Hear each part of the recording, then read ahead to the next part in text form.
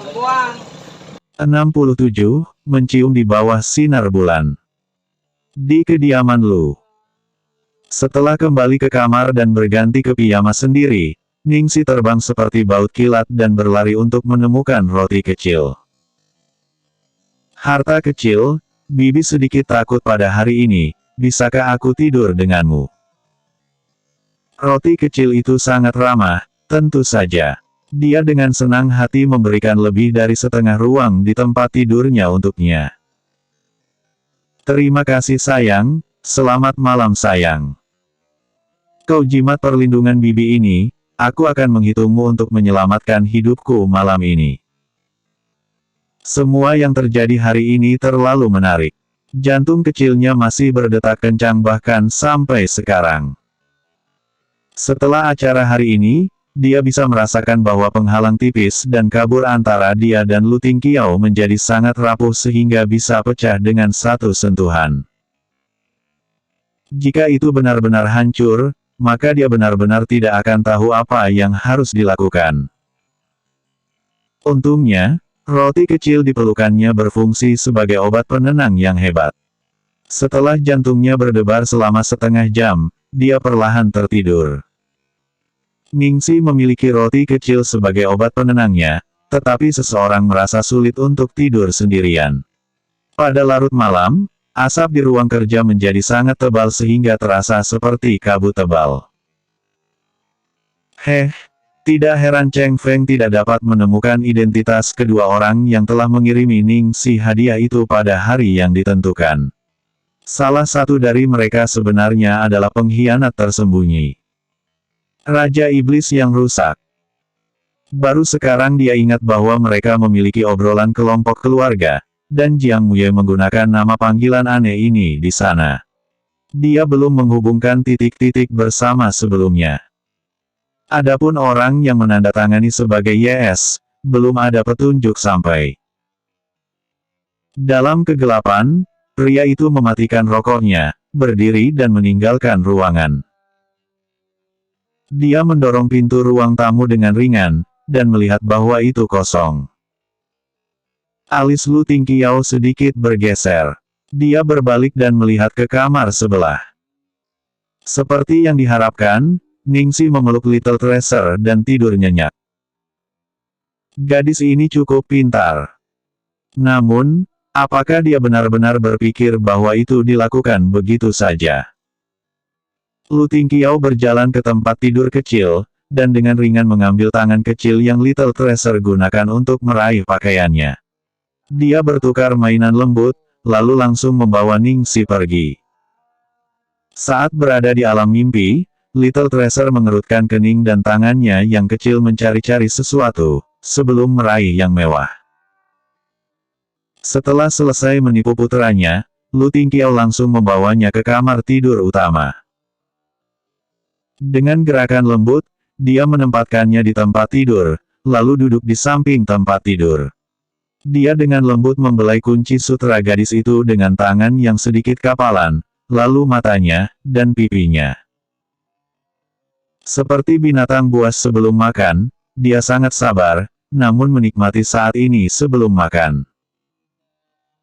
Akhirnya, dia menghela nafas dan menutupi bibir lembutnya dengan bibirnya sendiri, menyelam, menjelajah, menyatukan mulut mereka. Itu semanis yang dia bayangkan. Dia kemudian pindah ke pipinya, cuping telinganya, dan meluncur di lehernya. Akhirnya, dia berhenti di tulang selangka. Dalam 32 tahun terakhir hidupnya, dia tidak pernah jatuh cinta pada siapapun, dan berpikir bahwa cinta tidak ada artinya baginya. Baginya, cinta romantis mungkin adalah hal yang paling tidak berguna. Jadi bagaimana jika dia tidak memiliki nafsu dan cinta? Apa itu benar-benar penting?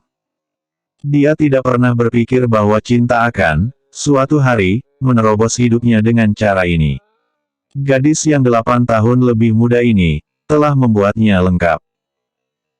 Hidup bukan lagi tentang rencana-rencana dingin dan angka-angka sulit, tetapi dipenuhi dengan kelembutan, kerinduan, kehangatan, rasa manis, kepuasan. Namun, yang menyertai mereka adalah kemarahan, kekejaman, impuls, keinginan. Setelah memikirkan adegan yang dia lihat di tempat Jiang Muye, sisi kejamnya segera melompat keluar dari kandangnya. Dia tanpa sadar menerapkan lebih banyak tekanan, dan di detik berikutnya, aroma darah bersemi di antara bibir mereka yang saling bertautan.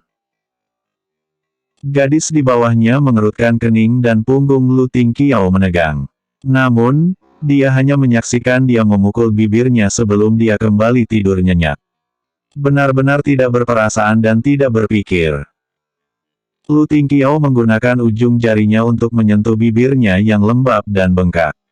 Api membakar murid-muridnya dan dia memiliki keinginan untuk mengabaikan semua konsekuensi dan membangunkannya dengan ciuman. 68. Aku sangat marah, tapi aku perlu tetap senyum. Ningxi tidur sepanjang malam sampai dia bangun secara alami keesokan paginya. Dia tidur sangat nyenyak tadi malam sehingga rasanya ada sesuatu yang tidak beres. Mengapa sebagian lidahnya sakit? Apakah dia menggigit dirinya sendiri saat bermimpi tadi malam? Apakah terlalu biadab bahwa dia telah menggigit dirinya sendiri? Saat sarapan, semuanya normal. Melihat bagaimana Lu Tingqiao berpakaian, sepertinya dia akan kembali bekerja hari ini. Dia mengenakan pakaian gaya barat tanpa celah, duduk di sana seperti seorang bangsawan minum kopi dan membaca koran. Ekspresinya sedingin dan jauh seperti biasa, seolah-olah tidak ada yang terjadi semalam. Ningxi menghela nafas lega, dan entah bagaimana merasa bahwa dia terlalu sensitif. Lu Tingqiao mungkin menyimpan semacam perasaan tidak jelas terhadapnya, tapi itu tidak sampai-sampai ia akan cemburu padanya, kan? Apalagi dengan keponakannya sendiri. Ekspresi Lu Tingqiao agak normal, tetapi sanggul kecil itu tidak.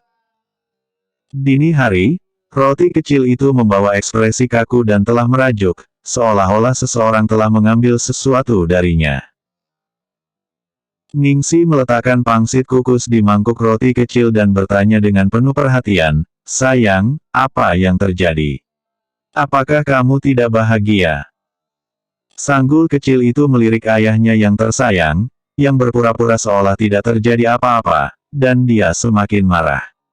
Namun, setelah mengingat bahwa Bibi Xiaoxi paling suka melihat senyumnya, ia bekerja keras untuk menaikkan sudut bibirnya, menunjukkan bahwa ia baik-baik saja. Saya sangat marah, tetapi saya harus tetap tersenyum. Setelah melihat ini, Ningxi akhirnya berhenti khawatir. Dia dengan cepat menyelesaikan sarapannya, kalau begitu aku pergi dulu, kalian berdua, luangkan waktu dengan makan.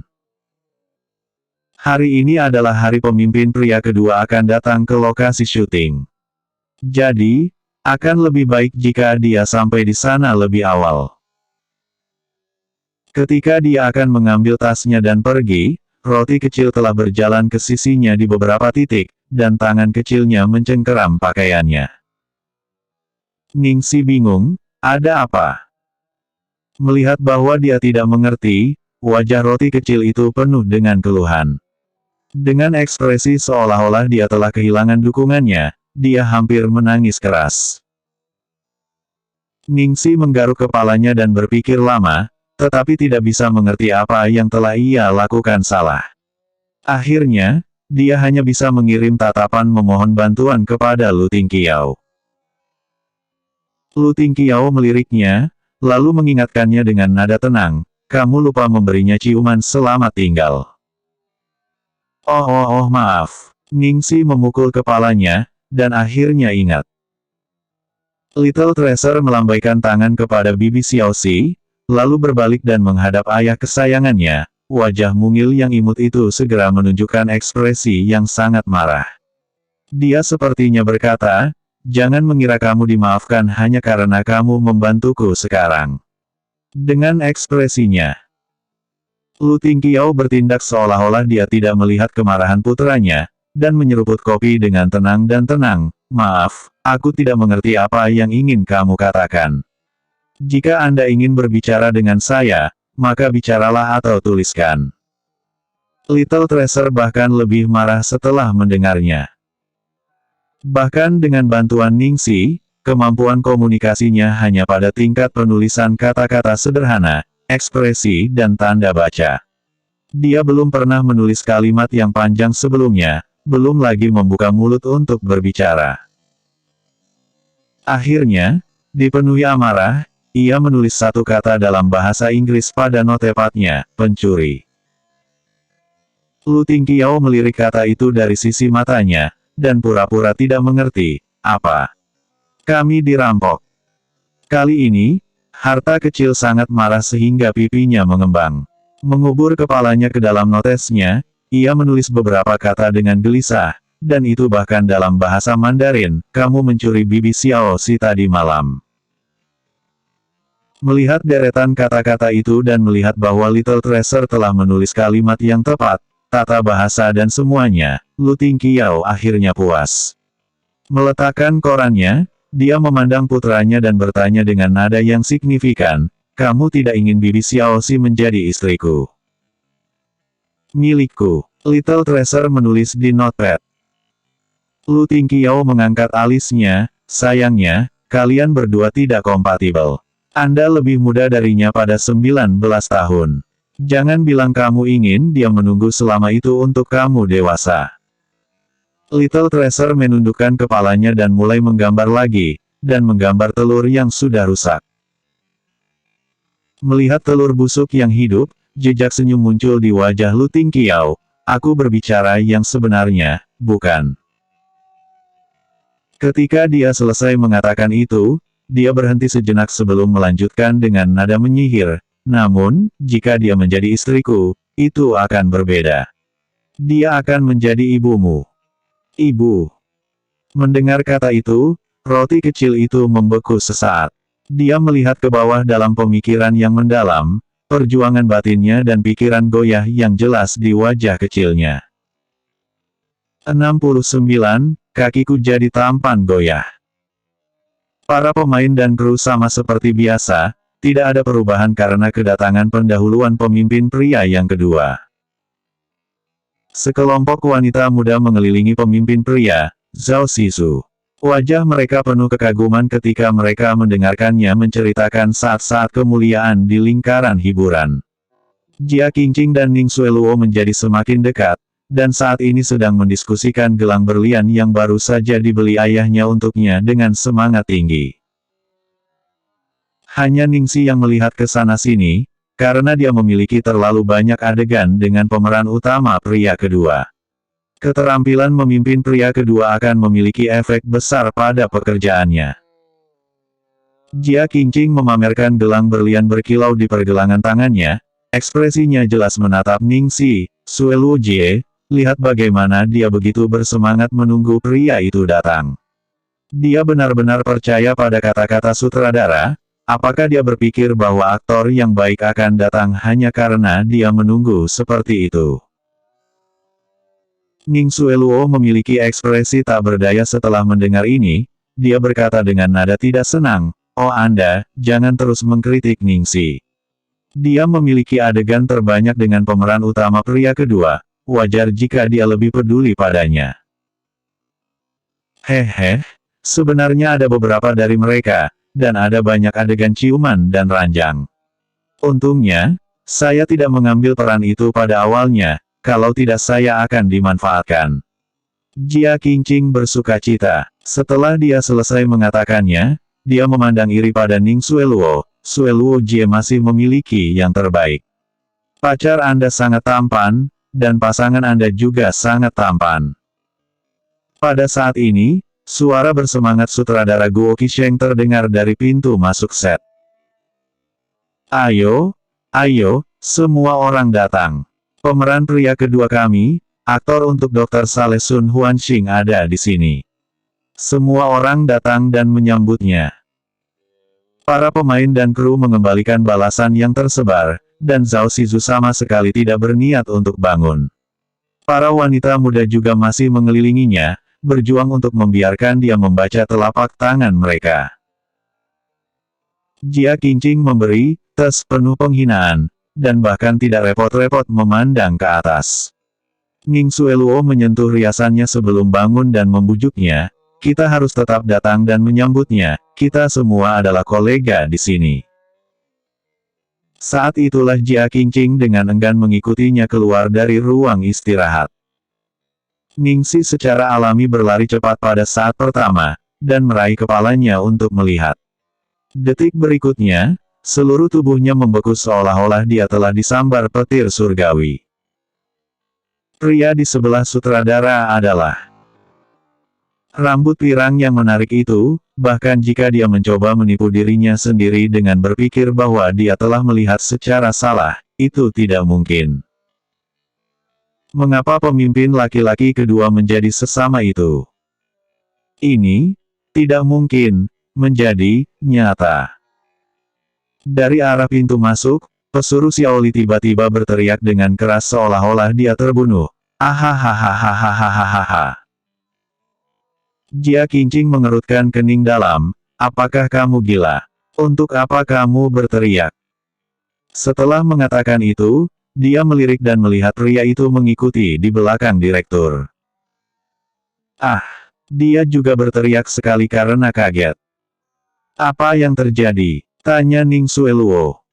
Jiang Muye, Xueluo Jie, ini Jiang Muye. Jia Qingqing mencengkeram lengan Ning Xueluo dengan penuh semangat. Apa? Ning Xueluo mengikuti garis pandangnya.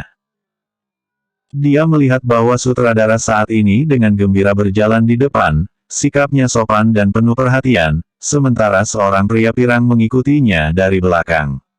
Dia mengenakan satu set kaos dan celana pendek kontras yang sangat trendy, satu tangan tersangkut di sakunya, wajahnya membawa bakat arogansi yang unik. Dia tampak seperti bocah nakal. Ketika dia tersenyum dan melihat ke atas, dia bahkan mengungkapkan beberapa taring yang sangat manis. Jiang Muye, pemimpin pria kedua sebenarnya adalah Jiang Muye. Bahkan Ning Xueluo terkejut dengan hasil ini. Para wanita muda yang telah mengelilingi Zhao Shizu sudah bergegas menuju pintu masuk seperti sekawanan serigala lapar sekarang. Oh, Jiang Muye, apakah itu benar-benar Jiang Muye? Apakah saya menjadi buta? Cepat, cubit aku. Surga, dia benar-benar afrodisiak berjalan. Dia terlalu tampan. Dia sangat tampan sampai kakiku goyah. Saya bahkan mendengar bahwa Jiang Muye memiliki penggemar nenek-nenek. Dia bahkan merebut hati nenek berusia 80 tahun. Jangan menghalangi saya. Sangat jarang melihatnya secara langsung. Aku akan tidur dengannya. Jika saya tidak tidur dengan Jiang Muye setidaknya sekali dalam hidup saya, bagaimana saya berbeda dari ikan asin? Selanjutnya 70, mari memulai sedikit lebih menyenangkan.